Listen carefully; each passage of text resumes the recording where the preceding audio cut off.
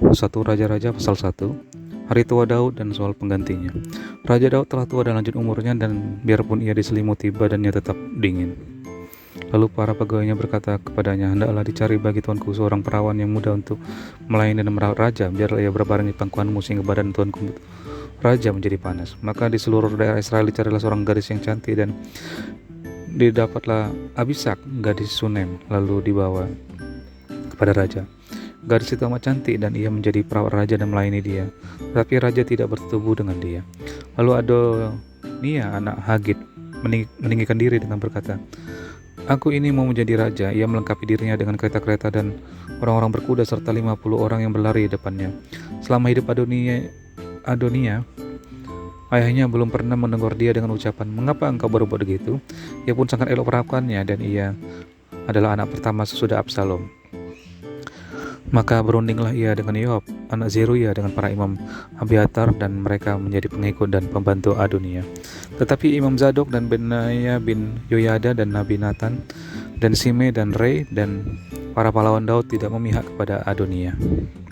Sesudah itu Adonia mempersembahkan domba, lembu, dan ternak gemukan sebagai korban dekat batu Zohelet yang ada di samping En Rogel.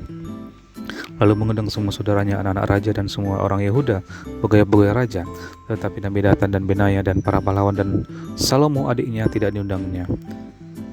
Lalu berkatalah kepada Batseba ibu Salomo, "Tidakkah engkau mendengar bahwa Adonia anak Hagit telah menjadi raja, sedang tuan kita Daud tidak mengetahuinya? Karena itu baiklah aku beri nasihat kepadamu supaya engkau dapat menyelamatkan nyawamu dan nyawa anakmu Salomo. Pergilah masuk menghadap Raja Daud dan katakan kepadanya, bukankah tuanku sendiri, ya raja, aku telah bersumpah kepada hambamu ini, anakmu Salomo akan menjadi raja sudah aku, dan dialah yang akan duduk di atas tahtaku. Mengapa sekarang Adonia menjadi raja? Dan selagi engkau berbicara di sana dengan raja, aku pun akan masuk pula dan menyokong perkataanmu itu." Jadi masuklah Batseba menghadap raja ke dalam kamarnya. Waktu itu raja sudah sangat tua, dan Abisak gadis Sunem itu melayani raja. Lalu Batseba berlutut dan sujud menyembah kepada raja. Raja bertanya, "Ada yang kau ingini?" Lalu perempuan itu berkata kepadanya, "Tuanku sendiri telah bersumpah demi Tuhan Allahmu kepada hambamu ini, anakmu Salomo akan menjadi raja sudah aku, dan ia akan duduk di atas tahtaku. Tetapi sekarang lihatlah, Adonia telah menjadi raja, sedang tuanku raja sendiri tidak mengetahuinya. Ia telah menyembelih banyak lembu, ternak, gemukan, dan domba, dan telah mengundang semua anak raja dan imam Abiatar dan Yoab, panglima itu. Tapi hambamu Salomo tidak diundangnya. Dan kepadamulah, ya tuanku raja, tertuju mata seluruh orang Israel, supaya engkau beritahukan kepada mereka siapa yang akan duduk di atas tahta tuanku raja sesudah tuanku. Nanti aku ini dan anakku Salomo dituduh bersalah segera sesudah tuanku raja mendapat perhentian bersama-sama dengan nenek moyangnya." Selagi Batseba berbicara dengan raja, datanglah Nabi Nathan. Diberitahukan kepada raja, itu ada Nabi Nathan. Masuklah ia menghadap raja, lalu sujud menyembah kepada raja dengan mukanya sampai ke tanah. Nathan berkata, "Ya tuanku raja, tuanku sendirilah rupa-rupanya yang telah berkata, Adonia akan menjadi raja sudah aku, dan ia akan duduk di atas tahtaku.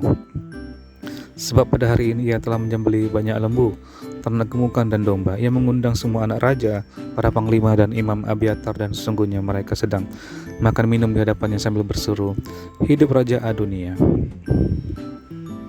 Tetapi hambamu ini dan Imam Zadok dan Benaya bin Yoyada dan hambamu Salomo tidak diundangnya.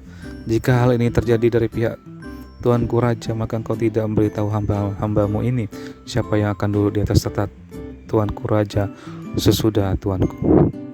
Ayat 8. Salomo diurapi menjadi raja.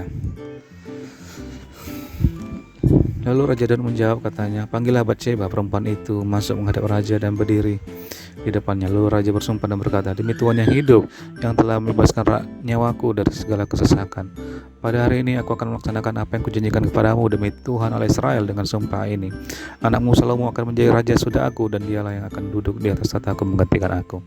Lalu Batseba berlutut dengan mukanya sampai ke tanah, ia sujud menyembah kepada raja dan berkata, "Hidup tuanku Raja Daud untuk selama-lamanya." Lagi kata Raja Daud, "Panggillah Imam Zadok, Nabi Nathan dan Benaya bin Yoyada." Mereka masuk menghadap raja, dan raja berkata kepada mereka, "Bawalah para pegawai tuanmu ini, naikkan anakku Salomo ke atas bagal betina kendaraanku sendiri dan bawa dia ke Gihon. Imam Zadok dan Nabi Nathan harus merapi dia di sana menjadi raja atas Israel. Kemudian kamu meniup sangkakala dan berseru, hidup Raja Salomo. Sesudah itu kamu berjalan pulang dengan mengiring dia, lalu dia akan masuk dan duduk di atas tahtaku. Sebab dialah yang harus naik tahta menggantikan aku, dan dialah yang kutunjuk menjadi raja atas Israel dan Yehuda. Lalu Benaya bin Yehoyada menjawab raja, amin. Demikianlah kiranya firman Tuhan, Allah Tuanku Raja. Seperti Tuhan menyertai Tuanku Raja, demikianlah kiranya ia menyertai Salomo. Semoga ia membuat tahta Salomo lebih agung dari tahta Tuanku Raja Daud. Lalu pergilah Imam Zadok, Nabi Nathan, dan Benaya bin Yehoyada dengan orang Kreti dan orang Pleti. Mereka menaikkan Salomo ke atas bagal betina Raja Daud dan membawanya ke Gihon. Imam Zadok telah membawa tabung tanduk berisi minyak dari dalam kemah, lalu diurapinya Salomo. Kemudian sangkakala ditiup dan seluruh rakyat berseru, hidup Raja Salomo. Sesudah itu seluruh rakyat berjalan di belakangnya sambil membunyikan suling dan sambil bersukaria ramai-ramai sampai seakan-akan bumi terbelah oleh suara mereka. Hal itu kedengaran kepada Adonia dan kepada semua undangan yang bersama-sama dengan dia ketika mereka baru habis makan. Ketika ia mendengar bunyi sangkakala itu, ia berkata, apakah sebabnya kota begitu ribut? Selagi ia berbicara, datanglah Yonatan, anak Imam Abiatar. Lalu Adonia berkata, masuklah sebab engkau seorang ksatria dan tentulah engkau membawa kabar baik. Tetapi Yonatan menjawab Adonia, tidak, Tuhan kita Raja Daud telah mengangkat Salomo menjadi raja. Raja telah menyuruh supaya Imam Zadok dan Nabi Nathan dan Benaya bin Yehoyada dengan orang Kreti dan orang Pleti menyertai Salomo, dan mereka menaikkan dia ke atas bagal betina raja. Imam Zadok dan Nabi Nathan mengurapi dia di Gihon menjadi raja, dan dari sana mereka sudah pulang dengan bersukaria sehingga kota menjadi ribut. Itulah bunyi yang kamu dengar tadi. Salomo sekarang duduk di atas tahta kerajaan. Juga pegawai-pegawai raja telah datang mengucap selamat kepada Tuhan kita Raja Daud dengan berkata, kiranya Allahmu membuat nama Salomo lebih masyhur daripada namamu, dan tahtanya lebih agung daripada tahtamu. Dan raja pun telah sujud menyembah di atas tempat tidurnya. Dan beginilah katanya, terpujilah Tuhan Allah Israel yang pada hari ini telah memberi seorang duduk di atas tahtaku yang aku sendiri masih boleh saksikan. Maka semua undangan Adonia itu terkejut lalu bangkit dan masing-masing pergi menurut jalannya. Takutlah Adonia kepada Salomo, sebab itu ia segera pergi memegang tanduk-tanduk mesbah.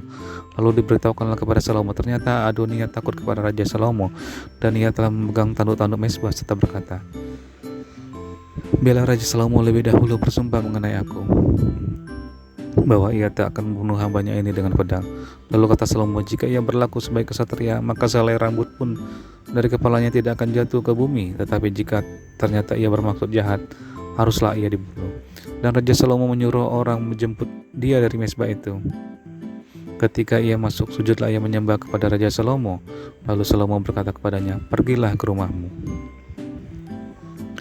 1 Raja-Raja pasal yang kedua. Pesan Daud yang terakhir sebelum meninggal. Ketika saat kematian Daud mendekat, ia berpesan kepada Salomo anaknya, aku ini akan menempuh jalan segala yang fana, maka kuatkanlah hatimu dan berlakulah seperti laki-laki. Lakukanlah kewajibanmu dengan setia terhadap Tuhan Allahmu, dengan hidup menurut jalan yang ditunjukkannya, dan dengan tetap mengikuti segala ketetapan, perintah, peraturan, dan ketentuannya, seperti tertulis dalam hukum Musa, supaya engkau beruntung dalam segala yang engkau lakukan dan dalam segala yang engkau tuju. Dan supaya Tuhan menepati janji yang diucapkannya tentang aku, yakni jika anak-anakmu laki-laki tetap hidup di hadapanku dengan setia, dengan segenap hati dan dengan segenap jiwa, maka Tuhan tak akan terputus dari tahta kerajaan Israel. Dan lagi engkau pun mengetahui apa yang dilakukan kepadaku oleh Yoab anak Zeruya, apa yang dilakukannya kepada kedua panglima Israel, yakni Abner bin Ner dan Amasa bin Yeter. Ia membunuh mereka dan menumpahkan darah dalam zaman damai seakan-akan ada perang, sehingga sabuk pinggangnya dan kasut kakinya berlumuran darah. Maka bertindaklah dengan bijaksana dan janganlah biarkan yang ubanan itu turun dengan selamat ke dalam dunia orang mati. Tetapi kepada anak-anak Barzilai, orang Gilead itu, haruslah kau tunjukkan kemurahan hati. Biarlah mereka termasuk golongan yang mendapat makanan dari mejamu, sebab mereka pun menunjukkan kesetiaannya dengan menyambut aku pada waktu aku melarikan diri dari depan kakakmu Absalom.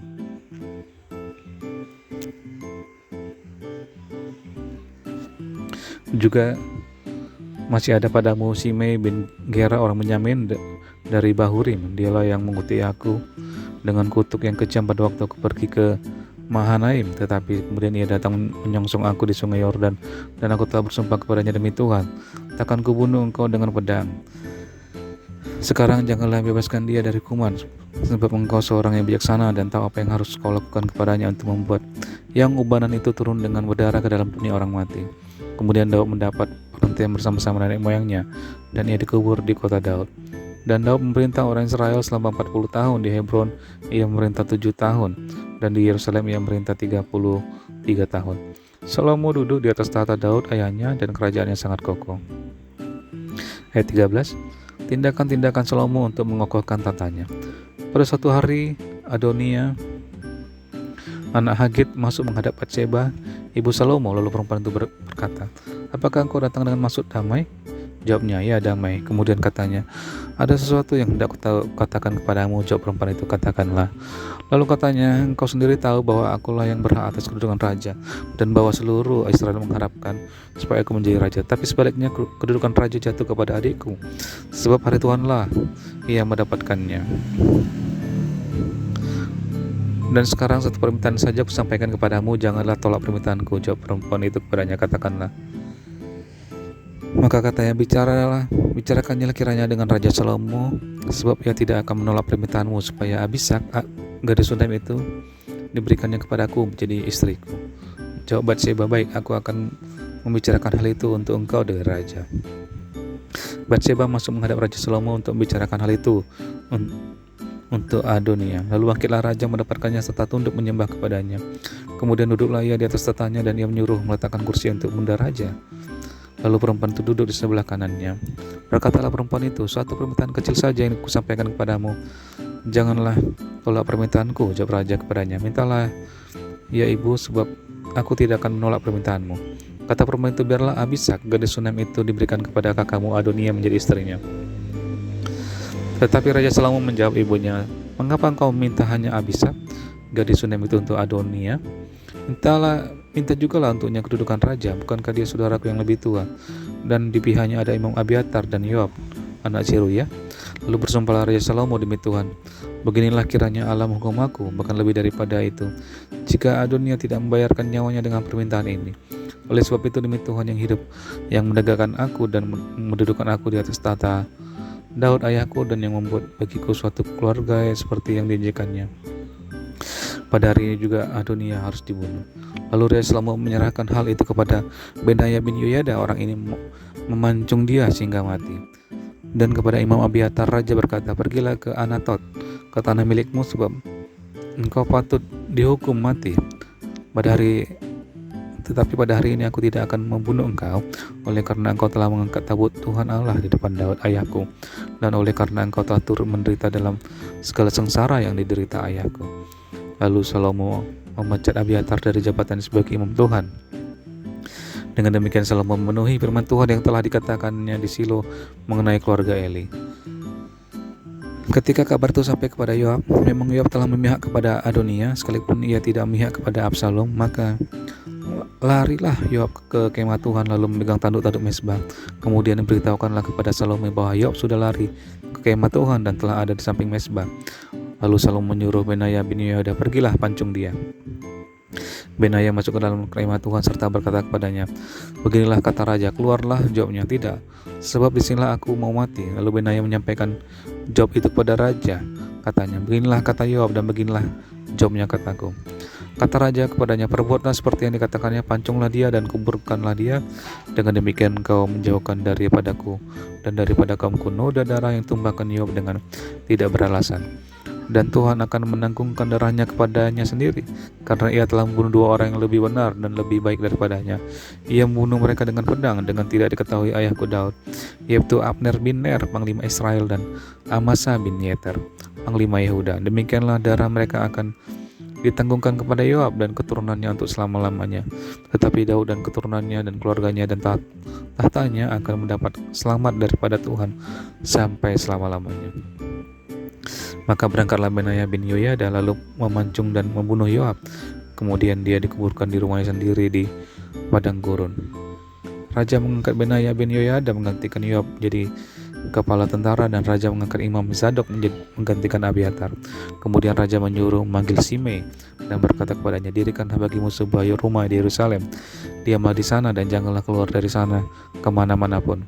Sebab ketahuilah sungguh-sungguh bahwa pada waktu engkau keluar dan menyeberangi sungai Kidron, pastilah engkau mati dibunuh dan darahmu akan ditanggungkan kepadamu sendiri." Lalu berkatalah Simei kepada raja, "Baiklah, demikian seperti yang tuanku raja katakan. Demikianlah akan dilakukan hambamu ini." Lalu Simei diam di Yerusalem beberapa waktu lamanya, dan sudah lewat 3 tahun. Terjadilah bahwa 2 orang hamba Simei lari kepada Akis bin Maaka, raja Gad, lalu diberitahukan kepada Simei, "Ketahuilah 2 orang hambamu ada di Gad." Maka berkemaslah Simei di pelanainya keledainya, dan pergilah ia ke Gad kepada Akish untuk mencari hambanya itu. Lalu Simei pulang dan membawa mereka dari Gad. Ketika diberitahukan kepada Salomo bahwa tadinya Simei pergi dari Yerusalem ke Gad dan sekarang sudah pulang, maka raja menyuruh memanggil Simei dan berkata kepadanya, "Bukankah aku telah menyuruh engkau bersumpah demi Tuhan dan telah memperingatkan engkau begini? Ketahuilah sungguh-sungguh bahwa pada waktu engkau keluar dan pergi kemana-mana pun, pastilah engkau mati dibunuh." Dan engkau telah menjawab, "Baiklah, demikian aku akan mentaatinya. Mengapa engkau tidak mendapati sumpah demi Tuhan itu dan juga perintah yang kuperintahkan kepadamu?" Kemudian kata raja kepada Simei, "Engkau sendiri tahu dalam hatimu segala kejahatan yang engkau perbuat kepada Daud ayahku. Maka sekarang telah menanggungkan kekejahatanmu itu kepadamu sendiri, tetapi diberkatilah kiranya Raja Salomo dan kokohlah tahta Daud di hadapan Tuhan sampai selama-lamanya." Raja memberi perintah kepada Benaya bin Yoyada, lalu keluarlah Benaya di pancungnya Simei sehingga mati. Demikianlah kerajaan itu kokoh di tangan Salomo.